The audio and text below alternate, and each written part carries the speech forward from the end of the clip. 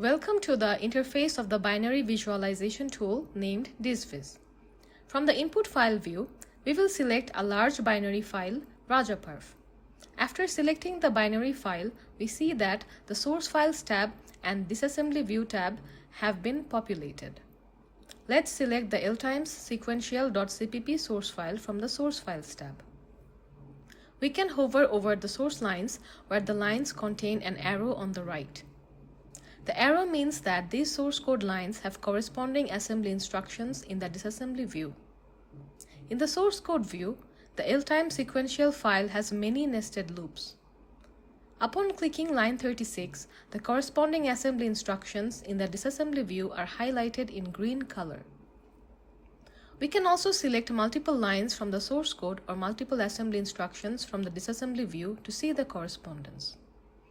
A tooltip is used to represent the function of the instructions. We can add a memory address in the Jump To section, and when clicking the Jump button, the corresponding assembly address will be highlighted. When clicking line 38, the 5-level nesting loops of the source file can be understood from the indentations of the basic blocks and with the packages to and from the basic blocks. As you can see, it is quite easy to identify the innermost loop from this visualization.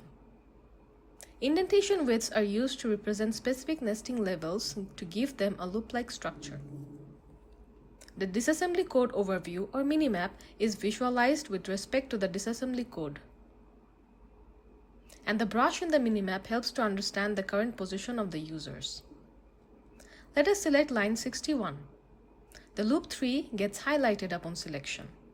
It seems that loop 3 consists of 4 basic blocks.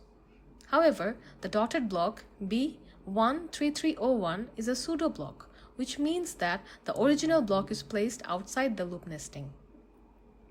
Let us click the pseudo block and we see that the original block is about 34 blocks down from the loop nesting. It will be difficult for users to look at all the blocks in a loop at once. In the memory address order, the blocks are placed in the order they appear in the memory. Thus, the loop structure order has been designed to rearrange the blocks according to the loop nesting structure. To represent the fall-through and reduce confusion, an arrow has been used. Our tool also supports multiple source files correspondence. Note that frequently an assembly instruction corresponds to multiple source files. In rajaperf, over 7% of instructions have this feature. Here's an example. When we click on the assembly instruction, several source files are highlighted indicating the multiple correspondences. This feature allows users to further investigate why the compiler chose the instructions it did and what source code uses those instructions. To visualize multiple source files at once, we can add more disassembly views by clicking the Add button. Let's add the disassembly view too and make it active. We can select another source code, for example appsdata.cpp from the apps directory. When we select line number 59 from the appsdata.cpp file, we observe that the corresponding instruction in the active disassembly view 2 is highlighted in yellow color. Tabs are flexible and we can drag them around if necessary. Let's drag the disassembly view 2 to the bottom. These are the features of our tool, and thank you for your time.